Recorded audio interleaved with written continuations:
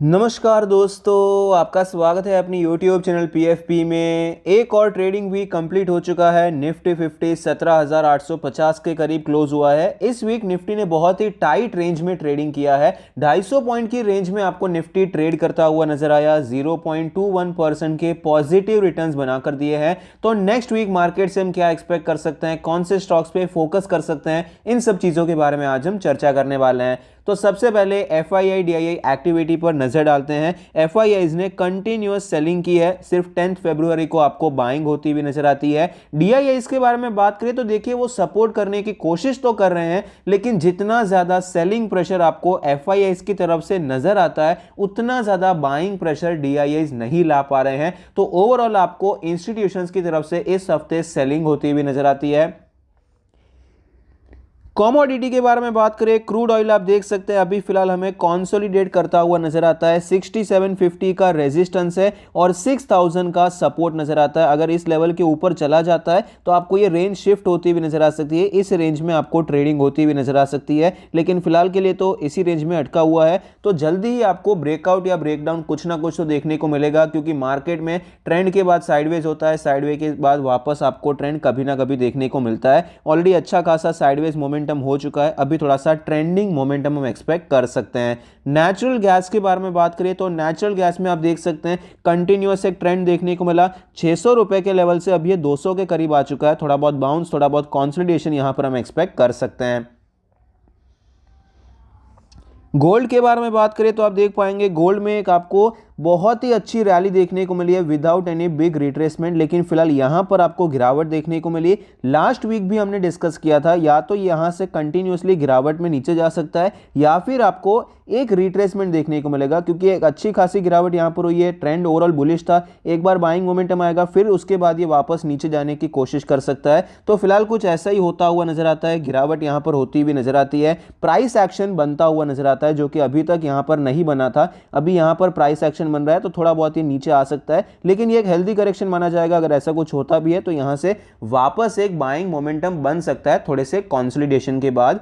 USD INR के बारे में बात करें तो ये भी फिलहाल एक रेंज में ही नजर आता है। 81 से करके 83 की रेंज में पिछले कुछ महीनों से ये ट्रेड कर रहा है। 83 के लेवल पे ऑलरेडी काफी बार ये टेस्ट कर चुका है। थोड़ा बहुत कंसोलिडेट करके अगर ये 83 के ऊपर जाने की कोशिश करता है तो वापस एक मोमेंटम देखने को मिल सकता है USD में, मतलब डॉलर मजबूत होता हुआ नजर आ सकता है, जो कि क्लियरली हमारी मार्केट के लिए अच्छी बात नहीं है। तो करेंसी मार्केट से थोड़े बहुत आपको यहां पर नेगेटिव संकेत नजर आते हैं कि अगर ब्रेकआउट होता है तो तेजी वापस आ सकती है डॉलर में, मतलब इंडियन रुपी आपको वीक होता हुआ नजर आ सकता है। कमोडिटी मार्केट से फिलहाल के लिए तो बहुत ज्यादा कोई नेगेटिव सिचुएशन दिखाई नहीं पड़ती है।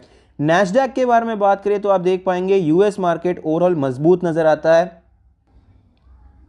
जो कि एक बहुत ही बड़ा रीजन है कि निफ्टी आईटी भी क्यों अच्छा परफॉर्म कर पा रहा है। तो फिलहाल आप देख पाएंगे नैस्डैक 100 ऊपर जाने की कोशिश कर रहा है। यहाँ पर एक अच्छा ब्रेकआउट देखने को मिला है, तो ये एक सपोर्ट एरिया है। यहाँ से सपोर्ट लेकर ऊपर चला जाता है तो अच्छी बात है, वरना वापस ये इस रेंज में फंस सकता है। आपको वापस गिरावट देखने को मिल सकती है। अराउंड 12,000 का लेवल काफी ज्यादा इंपॉर्टेंट लेवल रहने वाला है। निफ्टी 50 के चार्ट पर हम देख सकते हैं अप्रॉक्सीमेटली 19,000 के लेवल से निफ्टी में गिरावट देखने को मिली है और 200 दिन के मूविंग एवरेज पे सपोर्ट ले रहा है। 17,500 का एक अच्छा सपोर्ट फिलहाल के लिए तो बनता हुआ नजर आता है। यहां पर वॉलेटिलिटी काफी ज्यादा देखने को मिल रही है। सारे मूविंग एवरेज आपको साइडवेज होते हुए नजर आए हैं, तो अभी कोई क्लियर ट्रेंड आपको डेली चार्ट पे नजर नहीं आता है। डेली RSI भी 48 का लेवल है, यहां पर भी बिल्कुल भी मोमेंटम देखने को नहीं मिल रहा है। अगर हम वीकली चार्ट पर चलते हैं, वीकली चार्ट पर आप देख पाएंगे ये जो वीक देखने को मिला है आपको इनसाइड कैंडल बनती हुई नजर आई है, क्योंकि 250 से 300 पॉइंट की रेंज में ही ट्रेड किया है। पिछले हफ्ते आपको यहां पर अच्छी तेजी देखने को मिली थी, लोअर लेवल से आपको अच्छी रिकवरी देखने को मिली, फिर यहां पर अभी एक इनसाइड कैंडल बनता हुआ नजर आता है। ओवरऑल अगर आप स्ट्रक्चर देखने जाएंगे निफ्टी 50 का तो बहुत ज्यादा देखिए वीक नहीं है, थोड़ा सा साइडवेज जरूर कह सकते हैं, क्योंकि मोमेंटम यहां पर वीक हो गया जब आपको अच्छी खासी गिरावट देखने को मिली और वापस ये 18,000 के नीचे आ गया था। यहाँ पर ओवरऑल स्ट्रक्चर अगर हम देखने जाते हैं तो हमें पता चलता है कि एक अच्छा ब्रेकआउट यहाँ पर देखने को मिला है, तो इस हिसाब से वापस ऊपर जाना चाहिए। ट्रेंड ओवरऑल अब भी हमें वीक होता हुआ नजर नहीं आया है वीकली चार्ट पे। और दूसरा एक पॉजिटिव संकेत जो मुझे नजर आता है कि आपको यहाँ पर 4 हफ्ते का कंसोलिडेशन देखने को मिला, फिर उसका ब्रेक डाउन देखने को मिला, लेकिन ये गिरावट कंटिन्यू नहीं रही थी, आपको तुरंत ही अच्छी रिकवरी देखने को मिली और अभी एक इनसाइड कैंडल का फॉर्मेशन हो चुका है। तो अगर ये 18,000 के ऊपर चला जाता है और सस्टेन होने की कोशिश करता है तो हाई चांसेस हैं कि धीरे धीरे ये वापस आपको 19,000 की तरफ बढ़ता हुआ नजर आएगा। मोमेंटम हालांकि स्लो जरूर रह सकता है क्योंकि यहां पर एक तो ये रेजिस्टेंस भी है, फिर यहां पर भी थोड़ा रेजिस्टेंस लगेगा, तो स्लो मोमेंटम रहेगा, लेकिन स्लोली मार्केट ऊपर जाने की कोशिश करता हुआ नजर आ सकता है। मिड कैप के बारे में बात करें तो आप देख पाएंगे निफ्टी मिड कैप 100 आपको 30,000 के लेवल पे सपोर्ट लेने के बाद ऊपर जाता हुआ नजर आता है। अगर हम वीकली चार्ट पे देखने जाएंगे तो ओवरऑल यहां पर आपको थोड़ा सा गैप देखने को मिला था। गैप मतलब एज इन निफ्टी से अगर हम कंपेयर करते हैं टाइम लैग देखने को मिला था थोड़ा सा, कि निफ्टी 50 लास्ट वीक ही रिकवर किया था, लेकिन निफ्टी मिड कैप में लास्ट वीक रिकवरी सस्टेन नहीं हो पाई थी। तो यहां पर निफ्टी 50 जब होल्ड कर रहा था तभी निफ्टी मिड कैप ने रिकवर कर लिया, तो जो लैग रह गया था 1-2 हफ्ते में वो आपको फिलहाल रिकवर होता हुआ नजर आता है। तो मिड कैप में भी सिचुएशन वापस थोड़ी सी बेहतर होती हुई नजर आई है। तो यहां पर हम अज्यूम कर सकते हैं कि सपोर्ट अभी तो होल्ड कर जाएगा क्योंकि ऑलरेडी सपोर्ट से 3% ऊपर निकल चुका है। तो अभी अगर ये 3 वीक के जो हाईज है इनको तोड़ देता है, इसके ऊपर निकल जाता है, यहाँ पर एक ब्रेकआउट भी देखने को मिल जाएगा, तो ये सस्टेनेबल रैली की तरफ बढ़ सकता है और वापस आपको ये 33,000 लेवल को अप्रोच कर सकता है और यहाँ पर एक ऑल टाइम हाई का ब्रेकआउट भी देखने को मिल सकता है। लेकिन ऑफकोर्स उसमें टाइम लग सकता है, एक आध महीना तो मिनिमम आपको लगेगा ही। मतलब वीकली कैंडल पे आपको 4 कैंडल्स देखने को तो इजीली मिल सकती है, ये लेवल तक पहुंचने में भी थोड़ा टाइम लग सकता है, लेकिन फिलहाल वापस रिकवरी के संकेत मिड कैप में भी अच्छे देखने को मिल रहे हैं। निफ्टी स्मॉल कैप के बारे में बात करें तो almost similar situation daily chart पे नजर आती है। यहाँ पर कुछ आपको रिकवरी देखने को मिल रही है। अगर वीकली चार्ट पे देखने जाएंगे तो वीकली चार्ट पे ओवरऑल स्ट्रक्चर तो साइडवेज है क्योंकि यहाँ पर ये गिरावट देखने को मिली, ये रेजिस्टेंस आपको टूटता हुआ नजर आया, लेकिन उसके बाद कोई बहुत बड़ी रैली नहीं आई थी, उसके बाद ये साइडवेज ही हो गया है। तो जब तक इस रेंज में है हम बहुत बड़ा मोमेंटम तो एक्सपेक्ट नहीं कर सकते हैं। लेकिन अभी फिलहाल पिछले 2 हफ्ते की कैंडल्स अगर आप देखेंगे तो यहाँ पर आप देख पाएंगे लास्ट वीक रैली आपको एकदम सस्टेन करती हुई नजर नहीं आई, लेकिन इस वीक भी कोई खास रिकवरी देखने को नहीं मिली है। ऑफ कोर्स थोड़ी सी रिकवरी जरूर हुई है, लेकिन एक इनसाइड कैंडल का फॉर्मेशन हुआ है। तो जब तक ये 9750 के ऊपर सस्टेन नहीं हो जाता है तब तक के लिए बहुत ज्यादा हमें बुलिश नहीं होना चाहिए। और ओवरऑल बुलिश तो ऑफ कोर्स ये 10,000 के ब्रेकआउट के बाद ही होंगे। इसके ऊपर अगर जाता है तो स्मॉल कैप में इजीली आपको 10-20% की रैली इंडेक्स लेवल पे देखने को मिल सकती है। सेक्टर स्पेसिफिक चर्चा करते हैं। निफ्टी बैंक के बारे में बात करें तो आप देख पाएंगे यहां पर आपको अच्छा खासा सपोर्ट लेता हुआ नजर आता है। 40,000 का लेवल जो कि एक राउंड ऑफ लेवल भी हो जाता है, ऑल टाइम हाई का रेजिस्टेंस भी हो जाता है, वहीं से सपोर्ट लेने के बाद ये ऊपर जाने की कोशिश कर रहा है। यहाँ पर भी आपको एक इनसाइड कैंडल ही देखने को मिली है। यहाँ पर भी अगर ये लेवल टूटता है तो हाई चांसेस हैं कि धीरे धीरे आपको ये ऑल टाइम हाई की तरफ बढ़ता हुआ नजर आ सकता है। तो फिलहाल यहाँ पर बैंकिंग सेक्टर ओवरऑल मजबूत नजर आता है। हालांकि थोड़ा सा ट्रेंड अभी भी वीक है, ये रेजिस्टेंस अभी भी यहाँ पर आपको तगड़ा नजर आता है, इसीलिए बहुत अच्छा मोमेंटम, बहुत अच्छा ब्रेकआउट तो यहाँ पर नजर नहीं आता है चार्ट स्ट्रक्चर के हिसाब से। लेकिन हम यहां पर एक्सपेक्ट कर सकते हैं कि अगर ये 42,000 के ऊपर जाता है, हाई चांसेस हैं वॉलेटिलिटी के साथ, तो वॉलेटिलिटी के साथ लेकिन ये ऊपर जाने की कोशिश कर सकता है। तो बैंकिंग सेक्टर पे अच्छे स्टॉक्स यहां पर हम ढूंढ सकते हैं, ये थोड़ा मजबूत नजर आता है। निफ्टी आईटी के बारे में बात करें तो आप देख पाएंगे आईटी सेक्टर भी ओवरऑल रिकवरी की तरफ बढ़ता हुआ नजर आता है। लेकिन फिलहाल यहां पर अगर आप देखने जाएंगे तो लेवल्स फिलहाल हमें रेजिस्टेंस वाले नजर आते हैं। तो इस लेवल पे तो हम एग्जैक्टली खरीदारी के बारे में प्लान नहीं कर सकते हैं क्योंकि यहां पर जो गिरावट हुई थी काफी स्ट्रांग हुई थी और रिकवरी कंपेरेटिवली थोड़ी सी वीक देखने को मिली है। मतलब स्लोली रिकवर करता हुआ नजर आया है। जो कैंडल्स हैं वो भी थोड़ी सी छोटी नजर आती है। तो यहां पर अगर ये कॉन्सोलिडेट करके ऊपर जाता है तो और ज्यादा अच्छा रहेगा। तो इस लेवल पे इंडेक्स लेवल को देख के तो हमें यही पता चलता है वेट एंड वॉच करना थोड़ा सा बेटर चॉइस यहां पर नजर आता है। निफ्टी फार्मा के बारे में बात करें तो फार्मा सेक्टर में भी फिलहाल सिचुएशन कोई बहुत ज़्यादा अच्छी नहीं है। यहाँ पर सिचुएशन अच्छी देखने को मिल रही थी, ये ब्रेकआउट भी होता हुआ नजर आया, एक फॉलोअप भी मिला था, लेकिन वापस ये नीचे ही आता हुआ नजर आता है। इस लेवल के भी नीचे आपको आता हुआ नजर आया है। तो फार्मा सेक्टर अभी वीक नजर आता है। ये लेवल सपोर्ट है, ये लेवल रेजिस्टेंस है, बहुत ज़्यादा मोमेंटम एक्सपेक्टेड नहीं है। यहाँ पर आपको थोड़ा बहुत कंसोलिडेशन और भी 1-2 महीने तो ईजिली कंटिन्यू रहता हुआ नजर आ सकता है। तो फिलहाल के लिए हम वेट एंड वॉच करना प्रेफर करते हैं।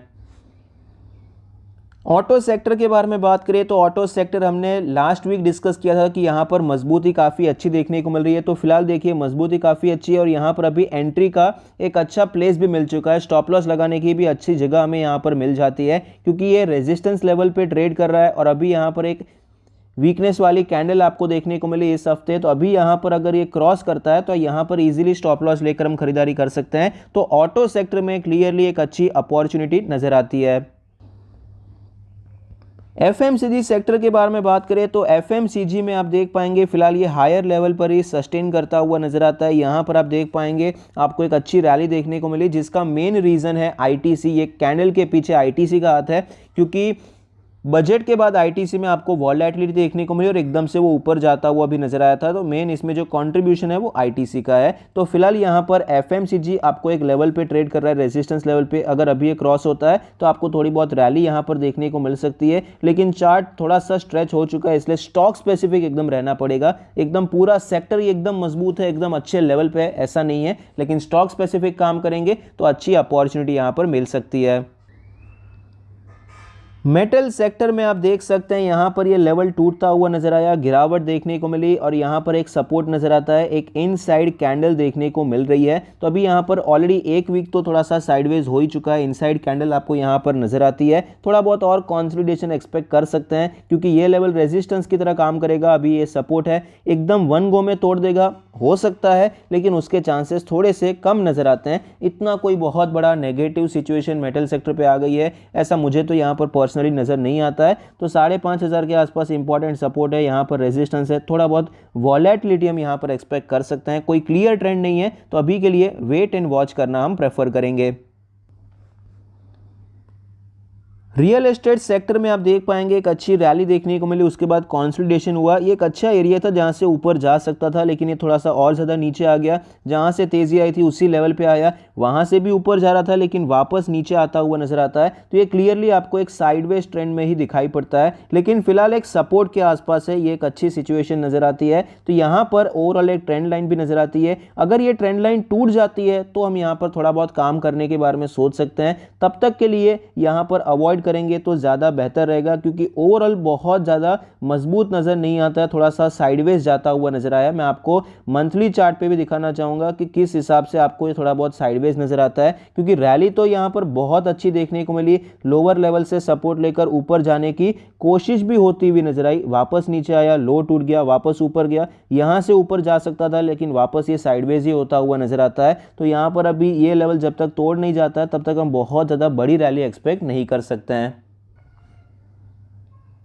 बैंकिंग सेक्टर हमें मजबूत नजर आता है। तो यहाँ पर जो टेक्निकली मजबूत स्टॉक्स हैं जहाँ पर हम नज़र बनाकर रख सकते हैं, उसमें से सबसे पहले आईसीआईसीआई बैंक हम डिस्कस करते हैं। हमने लास्ट वीक एचडीएफसी बैंक को डिस्कस किया था, वहाँ पर अभी तक एंट्री क्राइटेरिया मीट नहीं हुआ है, 1700 के ऊपर जाता है तो वहाँ पर हम एंट्री कर सकते हैं, वो भी ऑफकोर्स अभी तक वैलिड ही है। लेकिन आईसीआईसीआई बैंक में भी एक अच्छी अपॉर्चुनिटी नजर आती है। हमने लास्ट वीक देखा तभी आईसीआईसीआई बैंक की सिर्फ ये कैंडल बनी थी, ये अभी बनी है। तो यहाँ पर तभी कुछ काम नहीं कर सकते थे, बहुत बड़ा स्टॉप लॉस हो जाता, लेकिन अभी हम काम कर सकते हैं। अगर ये लेवल टूट जाता है तो इसके नीचे स्टॉप लॉस लेकर आप अच्छी पोजीशन बना सकते हैं, अच्छी पोजीशनल ट्रेड आपको यहां पर मिल सकती है। तो यहां पर आप देख सकते हैं ये लेवल टूटने पर इसके आसपास आप स्टॉप लॉस लेकर आईसीआईसीआई बैंक में पोजीशन बना सकते हैं।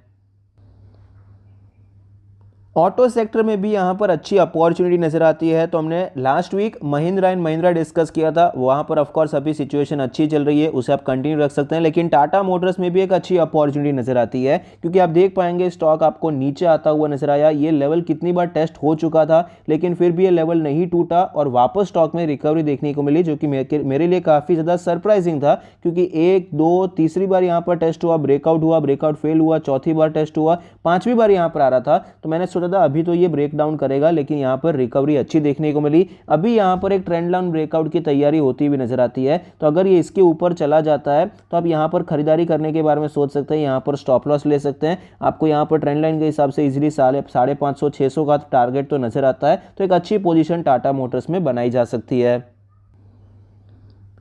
एफएमसीजी सेक्टर में भी स्टॉक स्पेसिफिक रहकर हम काम कर सकते हैं और हिंदुस्तान यूनिलीवर में अभी भी काम किया जा सकता है। लास्ट वीक हमने डिस्कस किया था, लेकिन अभी तक एंट्री क्राइटेरिया मीट नहीं हुआ है। बहुत ही अच्छा पैटर्न बनता हुआ नजर आता है। अगर यहाँ पर एंट्री क्राइटेरिया मीट होता है तो क्लियरली एक बहुत ही अच्छी रैली आपको देखने को मिल सकती है। गिरावट देखने को मिली है, कब का फॉर्मेशन हुआ, अभी हैंडल बन रहा है। तो अगर ये 2750 के ऊपर जाता है तो आपको एक अच्छी पोजीशन बनाने का मौका यहाँ पर मिल सकता है और स्टॉक इजीली आपको 500-600 रुपए का मोमेंटम भी दे सकता है। तो आप यहां पर नजर बनाकर रख सकते हैं। लेकिन इस वीक जिस हिसाब से कैंडल देखने को मिल रही है, स्टॉक थोड़ा सा लोअर लेवल पे आ चुका है। तो ये 2750 का ब्रेकआउट होगा, उसको टाइम लग सकता है। नेक्स्ट वीक होगा, 2-3 वीक बाद होगा, कुछ बता नहीं सकते, क्योंकि स्टॉक अगर इस लेवल पे क्लोज होता तो हम मान सकते हैं कि भाई नेक्स्ट वीक अगर क्रॉस होता है तो स्टॉप लॉस लेकर हम पोजीशन बना दे। लेकिन फिलहाल वापस थोड़ा सा ये साइडवेज ही चला गया है। थोड़े एक आध महीने बाद भी यहाँ पर अगर ब्रेकआउट होता है तो भी आप यहाँ पर एंटर करने के बारे में सोच सकते हैं। जब तक ये 2500 के ऊपर सस्टेन कर रहा है,